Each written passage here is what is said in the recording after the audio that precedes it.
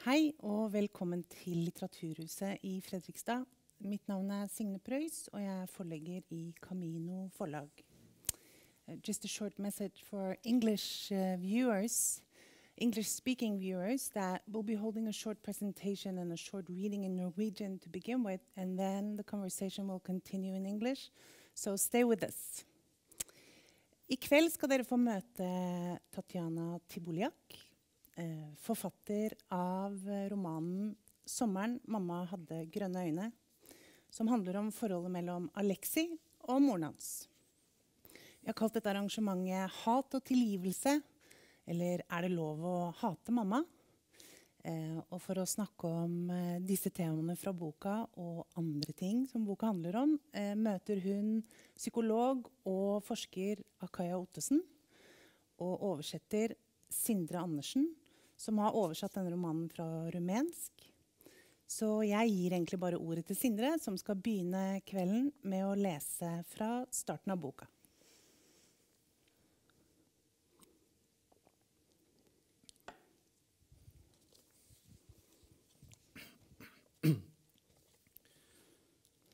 Den morgenen hvor jeg hatet henne mer intenst enn noen gang før, fylte mamma 39 år. Hun var liten og tjukk, dum og stygg. Hun var den mest ubrukelige moren som noen gang hadde eksistert. Fra vinduet så jeg hvordan hun sto som en tiggekjæring ved døra inn til skolen. Jeg kunne kverket henne med en halv tanke. Forbi meg gikk andre foreldre, tause og forskremte. En tragisk ansamling av falske perler og billige slips som kom for å hente de ubrukelige, unnagjemte ungene. I det minste hadde de anstrengt seg og gått opp trappa. Mamma var like glad både med meg og med det at jeg hadde fullført en skole. Jeg lot henne stå og pines i nesten 1 time, så hvordan hun gikk irritert fram og tilbake langs gjerdet, før hun stoppet opp og nærmest gråt, som om det hadde skjedd noe blodig urettferdig. Heller ikke da gikk jeg ned. Jeg ble stående og se på henne med ansiktet limt mot vinduet, helt til alle de andre hadde gått. Mars i rullestolen sin, og de foreldreløse elevene som bare hadde rus eller psykiatri til å møte dem utenfor skoledøra. Jim, min beste kompis, vinket til meg og ropte at jeg ikke måtte ta livet mitt i ferien. Han sto sammen med foreldrene sine, som når som helst kunne ha solgt ham til organmafiaen. Hadde de ikke bare vært så redde for å snakke blant folk. Moren til Jim var skjønn og perlemoraktig og lo en lang latter, med haka framskutt og håret i 3 lag. Lo gjorde også den psykotiske klasseforstanderen vår, og mattelæreren, til og med rektor, den eneste normale på hele skolen. Vi lo hele gjengen, som var en morsom vits, for det var jo en morsom vits. Ingen grunn til å late som noe når det bare var oss der. Dessuten ville alle lærerne ha ledd av hva som helst denne siste skoledagen, så lenge de fikk se oss dra vår kos. Om ikke for alltid, så for sommeren, den tiden på året da halvparten av lærerne atter en gang lette etter ny jobb. Noen av dem hadde hellet med seg, og da så vi dem ikke mer. Andre var ikke så heldige og måtte vende tilbake høst etter høst til de jævlene av noen elever som de både fryktet og foraktet. Jeg dro bort ansiktet som et brukt klistremerke fra vindusruta. Jeg var til syvende og sist fri. Fremtiden min hadde noe av alvoret til en pyntet gravlund ved seg. Jeg begynte å gå sakte nedover trappa. I 3. etasje, der kontoret til psykiateren lå, stoppet jeg opp og risset hore i veggen med nøkkelen. Hadde noen sett meg, ville jeg sagt at det var en takk for alle årene med samtaler. Men i gangene var det helt tomt, som etter et jordskjelv. På skolen vår ble man ikke engang smittet av lopper.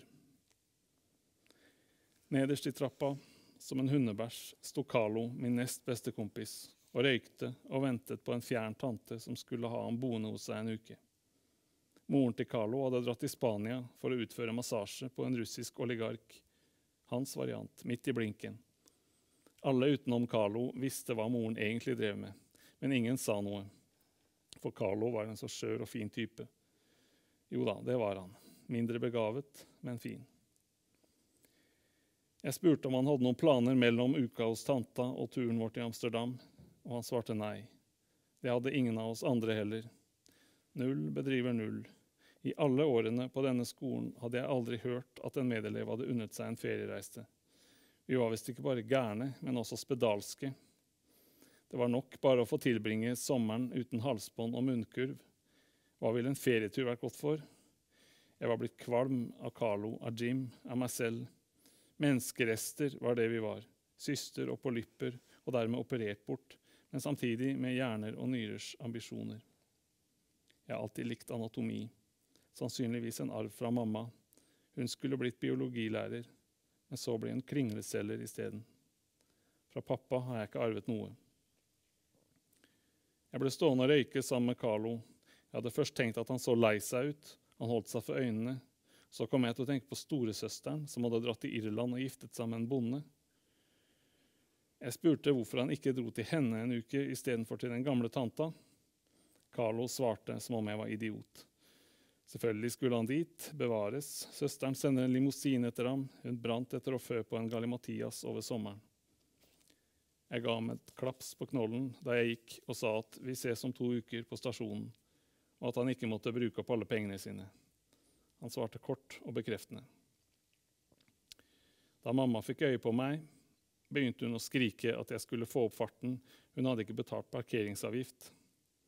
Jeg tente en røyk og satte meg dampende inn i bilen. Så røyker du gress igjen, hørte jeg henne si for seg selv. Jeg åpnet vinduet og spyttet mot skoleporten. Skolen begynte å krympe seg rundt oss. Det samme gjorde de 7 årene av livet jeg på dustevis hadde sløst bort der, som på en spilleautomat. Mika var fortsatt død. Jeg hadde fortsatt lyst til å slå folk. Thank you. So that was Sindre, who has translated Tatiana's book, reading the first chapter of the book, which brings us very quickly into the mind of the main character. It's his last day of school, after 7 years at boarding school, and his mother's there to pick him up, and he absolutely loathes her. He hates her, he despises her, not only her, but also everyone else, the teachers, the psychiatrists, society, and himself. This is pretty much, comes very clearly in the first chapter of the book. And that's why we start today with a discussion of this hatred. Reading the book, I could feel it. I could feel it in the pit of my stomach when he's speaking to his mother, how much he hates her. And so I guess my first question, Tatiana, is where does this hate come from? And why do you want to describe it? Well, first of all, good evening, and thank you for this definitely very challenging invitation.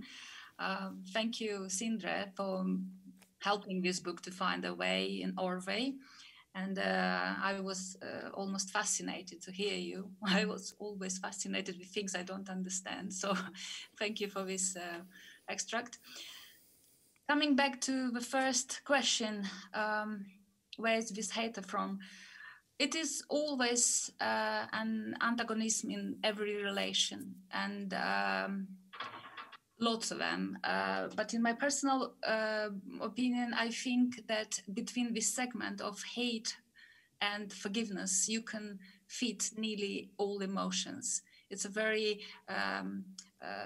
big segment and a very generous segment in this sense.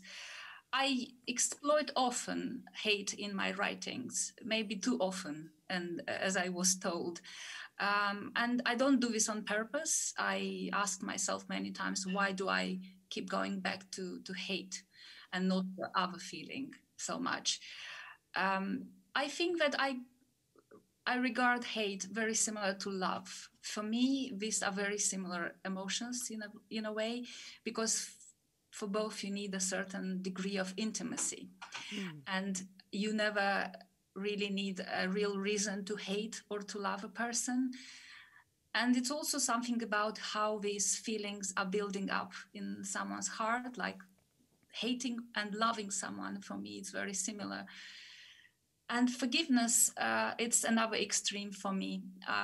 It's a personal experience in the last few years, and before I was thinking about it, it already transpired in the book. So I was caught in this relationship about hate and forgiveness. But in time, I understood that for me, forgiveness is the ultimate emotion. It's something which is more rewarding than even acceptance, which is much more popular nowadays. And it's something which is more promoted. But for me, forgiveness is something which is more complex and more difficult to attain. Because accepting something, you move on, is true, but you take with you your trauma. While with forgiveness, you move on, but also you let it go. So for me, this, as I say, this relationship between hate and forgiveness comes very natural. And I felt good writing about it. And also probably it was sort of healthier choice, moving from overrated, love and passion, which everyone writes about it. I just felt that I need to be on another side of feelings this time. Like showing the hatred that can be in all relationships between children and their parents, for example, but is not as often talked about as the love part, right? Yeah. Well, I think that you can find hate pretty much everywhere, but as you said, it's also a filter which is called society. I was brought up with this kind of concept that hate and love go hand in hand. And you would often hear that from hate to love is just one step.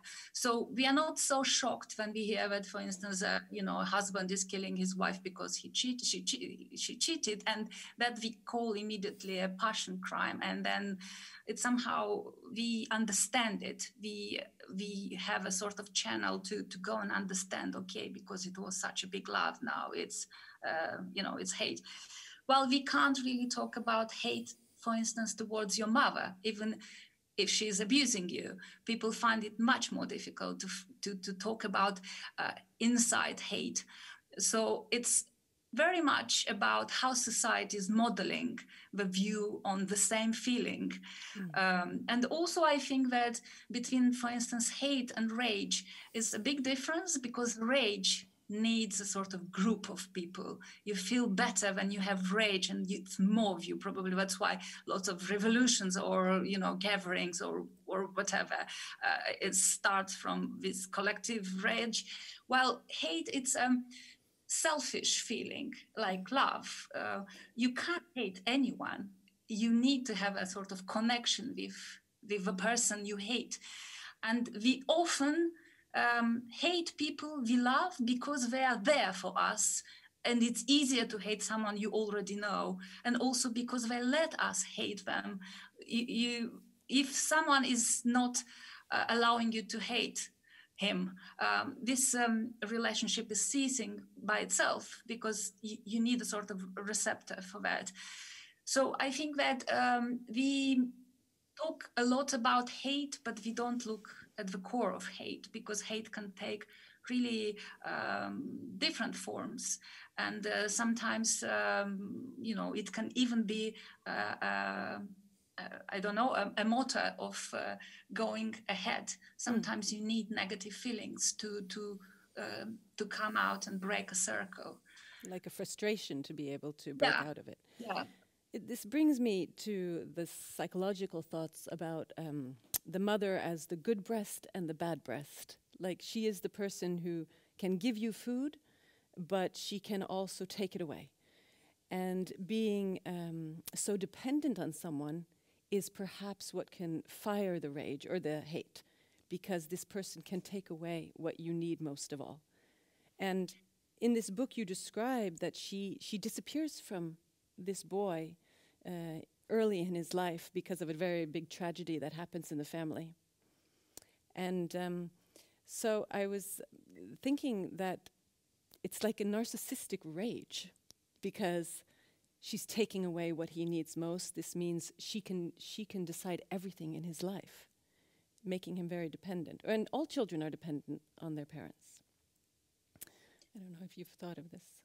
Not all children are dependent, but all children expect love. And this is I think if I would have to make a sort of, to rate the feelings which children expect from their parents, love would be definitely the first one, because the lack of love is something which can build up all kind of negative feelings, which for future is very difficult to deal with. Because you can be poor, you can be, not allowed to go places, you maybe are not, you don't wear very good clothes, because history shows us that, you can be happy in a poor family and not happy in a very rich family. But I think that what is important is that a child feels loved. And it doesn't need to be a perfect love. And I would like to talk about it, because this is one of the messages of the book. You don't have to give perfect love all the time. You can love someone as much as you can. And I think that the character mother, is saying at one point in this book that maybe she didn't love him enough, Alexei, but she loved as much as she could. And I think that feeling is enough for a child, because he understood that the mother is also grieving after the daughter she lost. But he wanted just to have a space in that grief. He didn't want to be by himself in the corner and cry for the same things. It seems to him unnatural and unfair to be outcast from the mourning of his sister. But that happens a lot. Only in films, you have 1 hour, and in that hour you lose someone, you get together again, and then you are in love again, and you are a perfect family. In life, it's not like that. If a family is not healthy enough, a loss will never make it stronger. It will just tear things apart. So this is what happened exactly in this book, and that's why I didn't make that family poor, or I didn't put it in extremes, because in a normal family these kind of things can happen, and then people can have this destiny. And talking about this love and lack of it, I think that it's a humongous pressure on women, on mothers, in the part of the world I'm coming from, just to be saints and to be martyrs and to be perfect all the time. And that did so much damage throughout the years to the women, that now whatever we try to do and say that they're also human, they also have feelings, they also have needs, it's just there are topics which never really are discussed, because we are used to have this icon of a mother, of motherhood, and we just think that once a woman has a child, she needs to live for the child, and she needs to live with the child, and she needs to live only through the child's interests. This woman in the book was exactly the same woman I'm talking about. She never had anything for herself. No, and she was expected to give, just to give. And then she had cancer. She even says at one point, finally, I have something for myself, which wants only me. And it's, maybe this is a metaphor in the book, but sometimes it happens that only a tragedy can actually put ourselves in the front of a mirror and say, look, this is me, and these are my needs, and I need to attend to them as well. Yeah. And like what you're saying is, like, a mother, as soon as she becomes a mother, shouldn't have a personality anymore. Now she's the mother. And I wanted to ask Sindre as well about this love-hate, because reading the book, I was thinking this is a subject that isn't discussed as much in a Norwegian context as in many other contexts. Like in a family, it's supposed to be harmony, and we don't really talk about hate in the same manner. But, well, actually, I just was wondering if you agree with that, or if that's something that you experienced, like a cultural difference, or... That's interesting. I mean, I think you're right about that we don't talk so much about. But I think we have the same feelings, but we are not dealing with them. I mean, we are not used to expressing them. I mean, I've been thinking about this, about hating your mother, and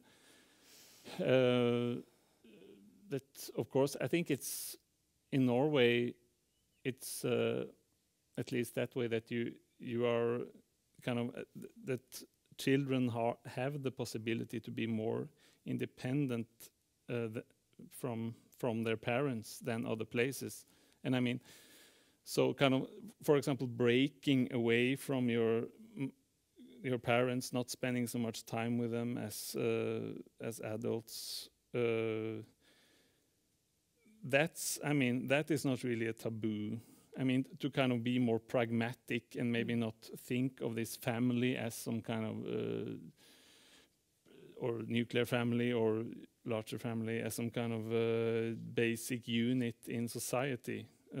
So in that sense, you could call it more modern or something. It's more, I think it's more to kind of be, when you are an adult, you want to be independent. And I mean, if you don't like your parents, you have, I would say there's more acceptance to kind of maybe not care so much. But that's, when I think about it now, maybe it doesn't really have so much to do with hate, because I mean, hate, it's quite strong, and as you, Tatiana said, it's sort of connected to, you only hate people you are close to usually. And I mean, I mean, in the Norwegian context, it's really, I mean, what is, I think it's usually you use the word hate in a sort of strange way. You can hate things that, I mean, hate a song or something. It's, I mean, to really hate people, actually hate people, it's maybe an actual taboo. It's not something that we really talk about. And I think what you're sort of describing is maybe in the Norwegian context, there can be more indifference. I can leave my family. Yeah, it's maybe more indifference. But and you're talking about this love and hate. But I just wanted to continue, because you started also talking about forgiveness, and there's this scene in the book where it's the mother's birthday, and Alexei is sitting across from her, hating her, of course. She's disgusting. And she asks him, and this whole family has fallen apart because of a trauma, of a loss of someone in their family.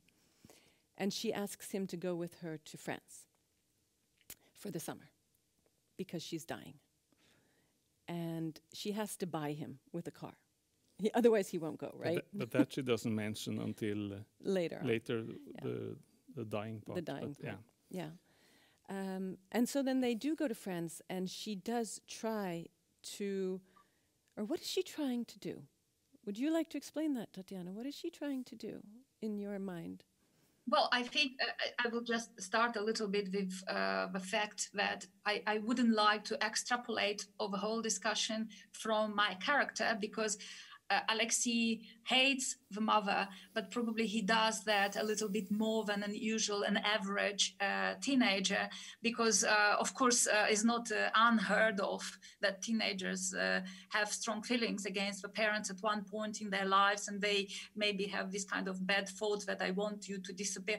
But it's quite strong to want a parent to be dead, and that is not happening very often and every time.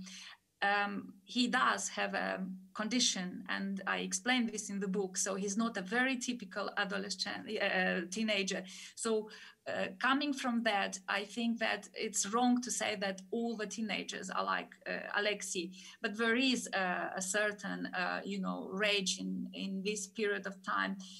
But when this invitation comes to Alexei, to come with me there because I'll give you the car.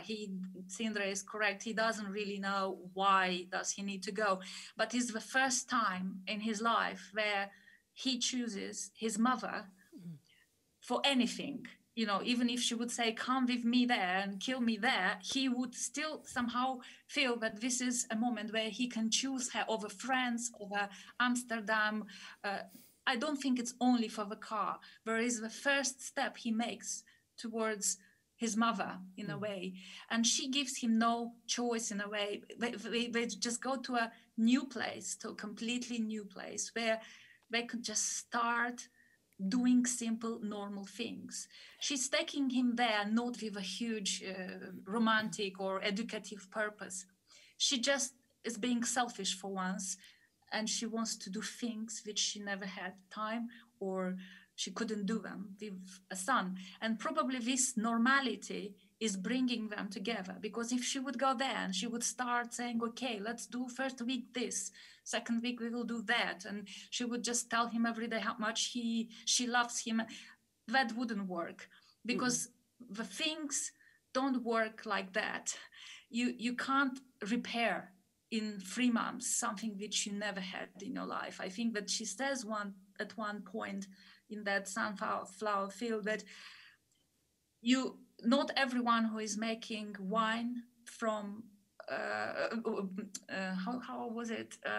Who is transforming water in wine is Christ, because the believing is not enough. You can't miss something you never had. So he cannot start loving her like that, because he doesn't know what love is, this normal filial love. So that place is just a space, and it can be a metaphor for anything, really. You don't need to go to die in France in order to make peace with someone, but you can just find that simple, normal point and then start working from there with simple steps. I think that this is the message as well, of that you can repair things even when you think it's too late. You don't need to wait for death, you know.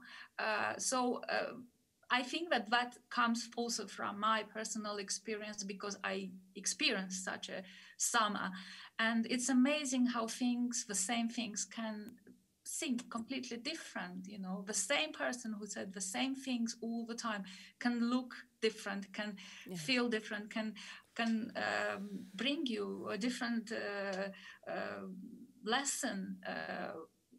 I experienced that with my father, and I remember this day when I saw him playing with my daughter, and he was telling her the same stories as he was telling me when I was little, but I didn't have years for them then, because it was other things between us.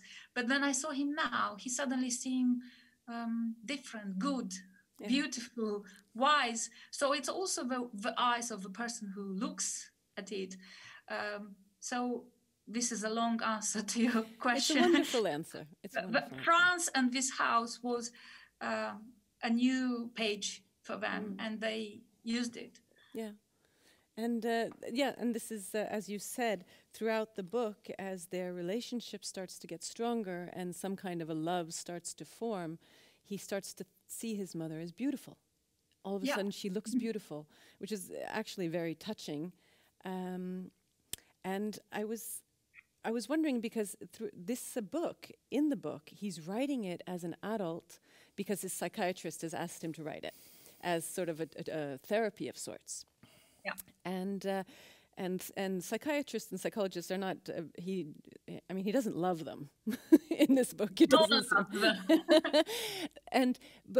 But the broken relationship with his mother heals with his mother and not with a therapist. And this was also got me thinking about how we heal, and is it even possible to heal in another relationship? Yes, I think it is, because in a way, I'm glad that young generation have so much access to professional help today. That is a tremendous change. And I'm talking about, probably is not the case of Norwegia, where you had it for a long time, but I'm talking about Moldova, Romania, Ukraine, Russia, countries which always looked at this kind of activities like only you are crazy, and then you go to these people to make you even more crazy. Now things change, and people understand that not everything can be cured by gossip or saint water or, you know, just a great wish. Sometimes you need to break the silence and to go to have proper help. And I'm very happy that young people have access, but sometimes I think that also that downplays it, because lots of people are not used anymore to try with their own capacities to fight something. Sometimes that's why you need a family, because talking has a tremendous power. And only by putting on the table your fears and confronting them with your parents, with your grandparents, with your friends, if it comes to this, can make miracles sometimes. Unspeaking things can grow up in something very difficult to move. So I encourage my children, but I encourage myself as well, and everyone whom I know, first of all, to speak out loud what you have, and then try to communicate. In the book, this is somehow showed very clearly that they don't do extraordinary things. They just talk. Sometimes you just need an explanation because you think that your mother hates you for this, but maybe she doesn't even have this feeling for you, but she hates herself for not being able to deal with some of your problems. Lots of frustrations come from ourselves, from inside us, and then we can't deal with them. We just put them on the person near us, and it's easier for us to be unhappy in group rather than accepting that you have a problem. So your question was whether we can deal it in a relationship. Definitely we can do that, definitely. And that's why I think that communities, small communities, are dealing with this much better than cities, because you just sometimes need not to feel alone. With very simple things, then you feel that whatever you do, no one will laugh. Whatever you do, people will say, come on, we had that as well, and we did that. Sometimes the neighbor can be of bigger help than your family who is in another country. But somehow we lost the connection with people. We just relate to institutions more, because we just have we became very introvert. We just don't want to talk about ourselves. We are ashamed to talk about ourselves. And but when you're talking about going to therapy, I mean that's as you would agree, I think it's also become much more openness about that in Norway in recent years. I mean, as far as maybe 20, 30 years ago, that was also something that, if you need to see a psychologist, you're really almost dangerous. But it's an interesting kind of contrast between that and talking to your family. And don't you think it's some kind of sometimes it's important to talk to the people around you, but to seek this professional help is something you do when you are actually dealing with things that you cannot. If you have a problem with your closest relatives or children, parents, it's sometimes better maybe to talk to someone else about it and not with them. Yeah, and I agree, and sometimes it is, but in this book it seems like he has been talking to people, and he writes on the psychiatrist's door, whore, but then he goes that's true. with his mother, and something, but it's a magical summer, and I don't think this is something that can happen in everyone's life, but it is described as a magical summer, like you were mentioning before. If you want to say something about the scenery. Yeah, it's really... Yeah, there are many interesting things in this, but it's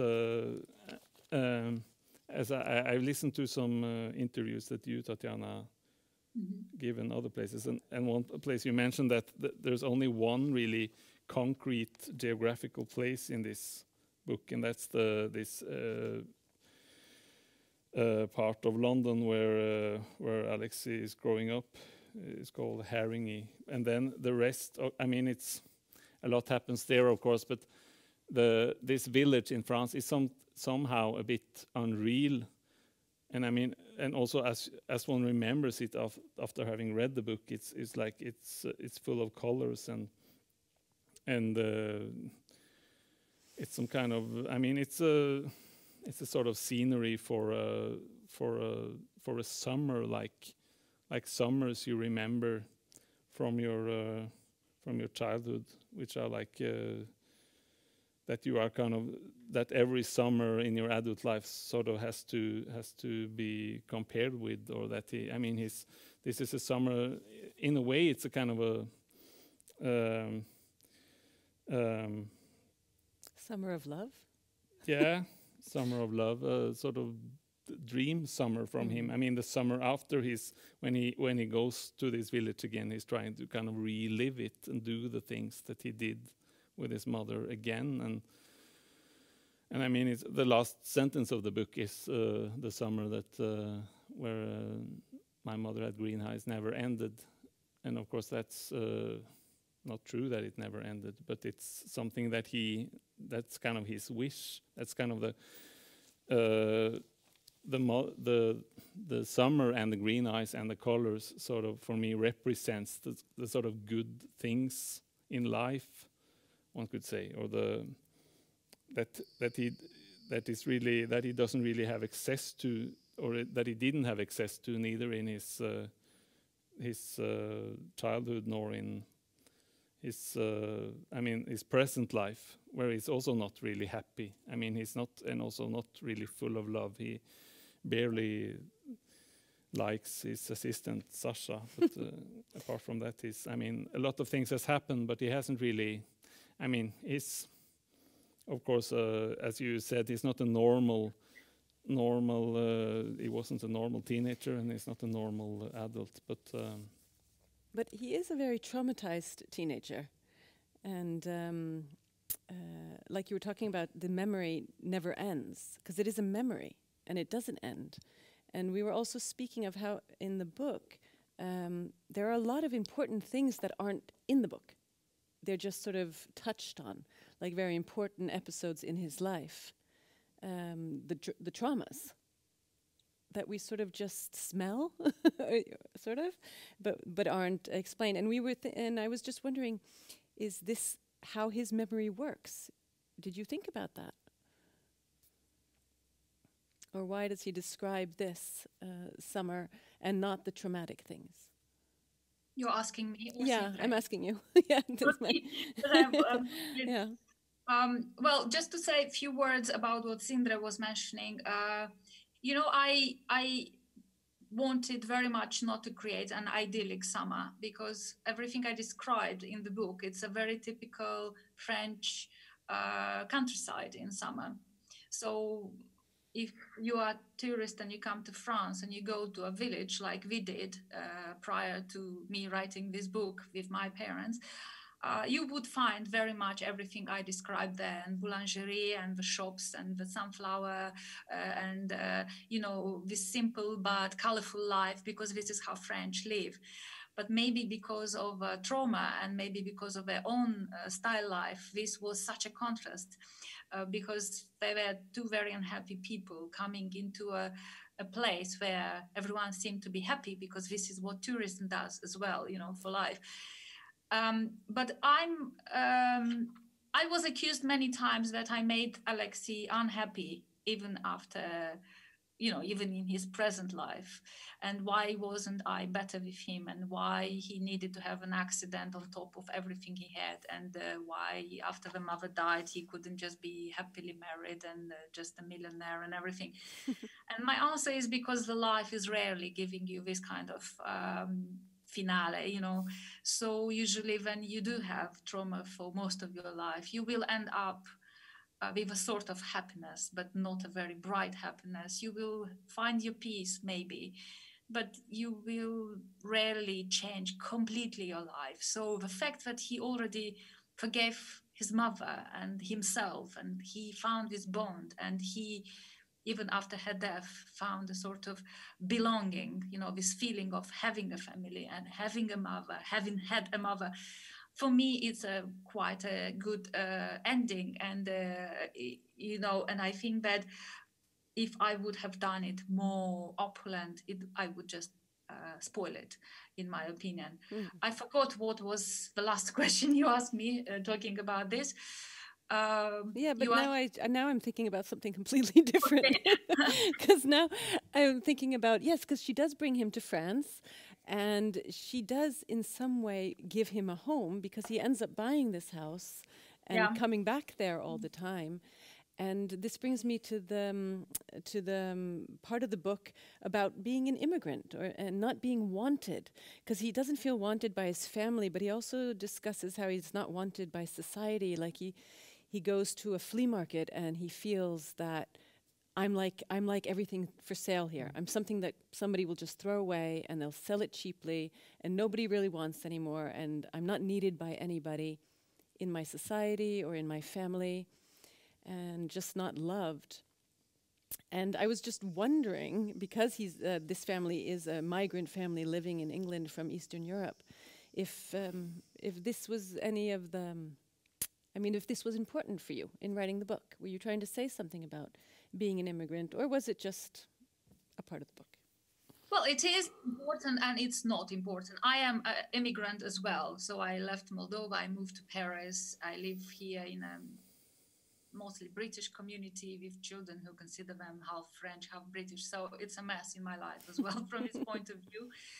But maybe that's why I didn't really want to talk about this aspect as something which is definitoire. Sorry, I'm mixing the languages. Something which gives everything a new angle, because they are migrants, they are like that. Because while it's true that migrants have this problem of belonging more than other categories of people, you may feel unwanted in your own country, in your own district, and that is even more difficult, I think, because when you are leaving your house and you're moving abroad, somewhere in back of your mind that at one point you will have a problem, be it language or be it discrimination or be it a worse job than you had at your hometown. But you go with this and then it's easier for you to face it. But when you have the same problems in your own country, the frustration is bigger. So the fact that they are migrants doesn't change much. That's why I didn't want to dwell on geography and on time. I didn't even give a name for the mother. She is the mother. The mother. She doesn't have a name because she can be any woman from anywhere, from any time. They are migrants, yes, but Polish, in my opinion, Polish is, when you talk about Polish in Europe, they somehow accumulate more nationalities than just Polish. You think also about Ukrainians and you think about mainly East Europeans, right? So that's why they were Polish and not Moldovans, for instance, because we have lot in common, and it's not. It's very often then I'm being called. I'm being mistaken for Polish or for Ukrainian because we somehow come as someone who have the same values or tastes on things. So for me, that wasn't important, the migration. The migration they made in this book was from their unhappiness to their settlement, to their peace, without borders. That could happen anywhere. They could just find a place anywhere in the world. Because I thought that it's more important what they do as people rather than just talking about their backgrounds and everything.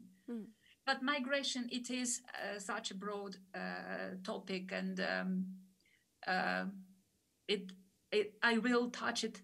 I touched it already a lot in my second novel, which is, if Sindre is kind enough to translate it to Norwegian, we will maybe have a talk about that, because I'm exploring exactly these things. And they came after the first novel because everyone asked me, why did you not make your characters Romanians? Why did you run away from Chisinau?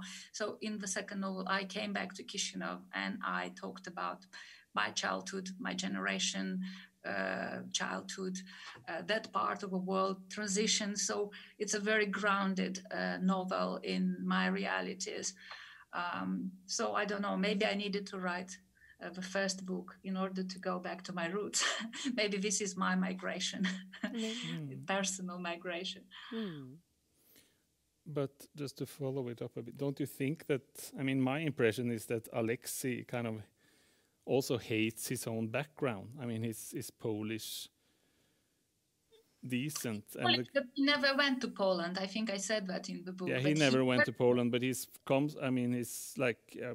actually then second generation or third. Yeah, because the grandma migrated, I think. Yeah, the grandmother.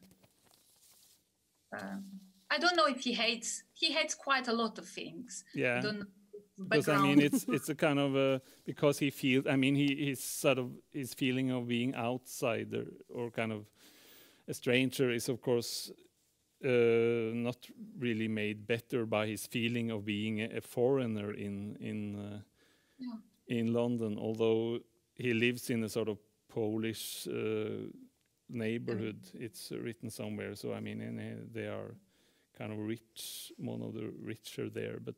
I mean, I get this impression. It doesn't really have to be but I mean, this thing of being Polish.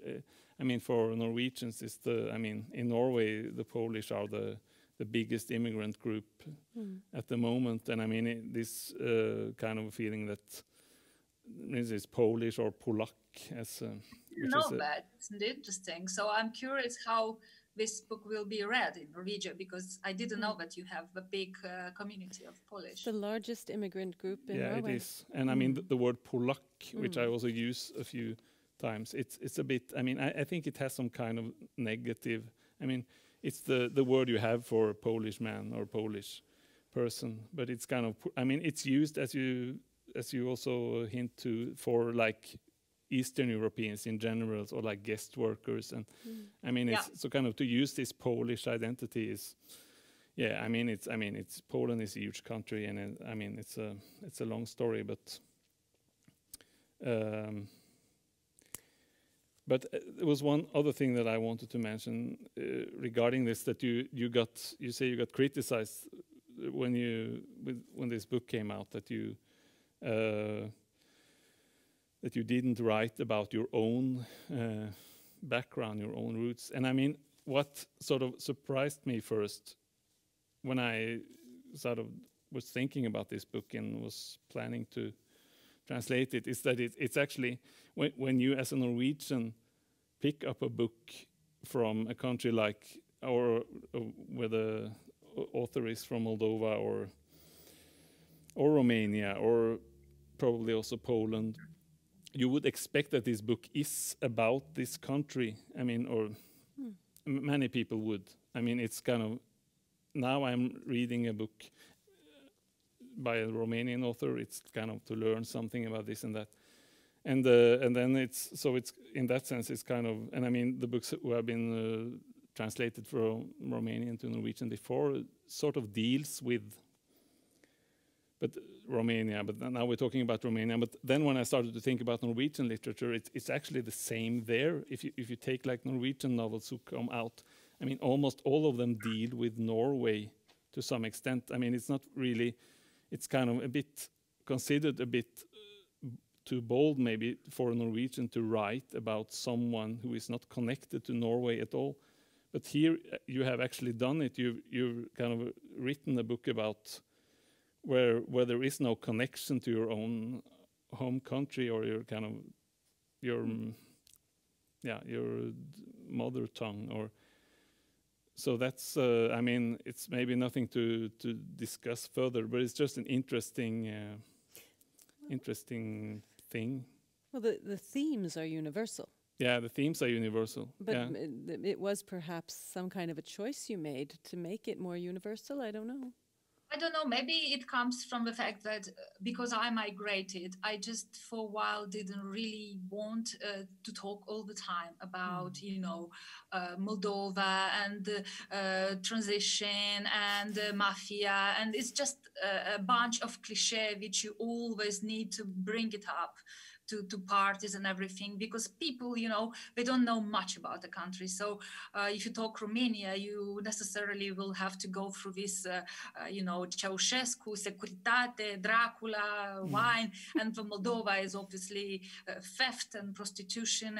And it's boring as a writer to do this all the time. And I'm, it's a little bit strong, but I'm fed up just to export all the time these kind of topics. I think writing can be, and it is, much more, elaborating, much more interesting. You can do things if you want to write. Because I was working as a journalist for so many years, and all these topics, just I wrote about them, different angles, different sources. So for me, doing the same in literature is just quite boring.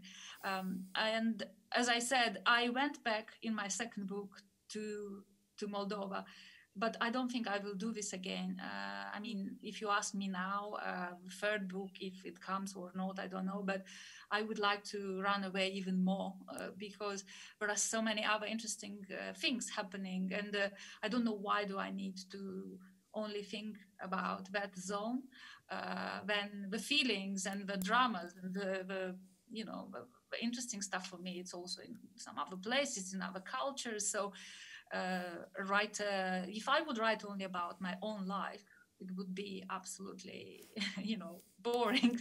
So I don't believe that you are tied to a place and to a language. I think that, I don't know, literature is much bigger than that. Sure. You have transcended stereotypes, I think, in this book, and you've made it very universal. And there are many topics we haven't been able to explore, like loss, and also that the main character does actually have a mental disorder and is psychotic at times, and the trauma and everything they've experienced. And there's a part of the book which I sort of wanted to end with this kind of this is a question, because there's a part of the book where you do state he's having a conversation with his girlfriend Moira, and he says, "I want to write about what happened," and she says, "No, don't write, Alexei, please. One can forget colors, but not words." And both of you are authors, so I was sort of interested in primarily why you wrote this. What were you thinking when you wrote that? And also, what is it with words and forgetting? Well, I'm coming from a family where words were always important. Let's put it like that. Everyone was writing, and sometimes we would use writing in order to talk between us, even because it was simpler. We were not great talkers, but we all found it easier to express it in writing. So for me, words are important. I never forget words. I wouldn't like to finish this discussion like that, but for me, a bad word is equal to a sort of violence, because I will just think about it and rethink it and build up lots of stuff on it, even if it doesn't exist, because I think that one word which is said, it can't be unsaid. And in the same time, things which are not said at times were also difficult to replace. This is what I feel now, that there are so many things I could have talked with my father, and because we didn't say them when the time was right, now I can just guess, and that is very painful. Yeah. So yes, for me, words are very powerful and like a sort of guns, and you need to be careful with them. Words are there to stay, right? Well, I think we actually do have to round off quite soon. Do you have any short comments at the end that you want to? Yeah, I was just going to say regarding what you said, because and also regarding this quote that you come with, and I mean, there are many things to say about kind of colors and words, but I mean, one could say that the fact that this is maybe a question also, that Alexei is actually right. I mean, he's a painter, but then he writes this book actually, and that this is some kind of victory of words over the visual, or the words over colors. Well, I would maybe say that it is also a painting, the book. Yeah, that was actually my next, because what you remember, and I also mentioned that earlier, what you remember from the book is as much colors as words. So that's also that he kind of paints with with words, and that the kind of the really memorable and like vivid things in the book are actually painted with words, and also again related to this summer and to this village. But that's kind of my perspective or my view. Well, thank you. And I think even though he's written, or it's his words, it's your book, so you've also painted this picture for us. So we won't forget it. And I want to thank you for a very fascinating conversation. Well, thank you very much, both of Yeah, you. And I hope to see you in the same room, maybe in 1 year. Maybe someday. Right. And I'm looking forward to your next book. Okay. Thank you very much. Thank you. Thank you. Both of you. Bye. Bye. Bye.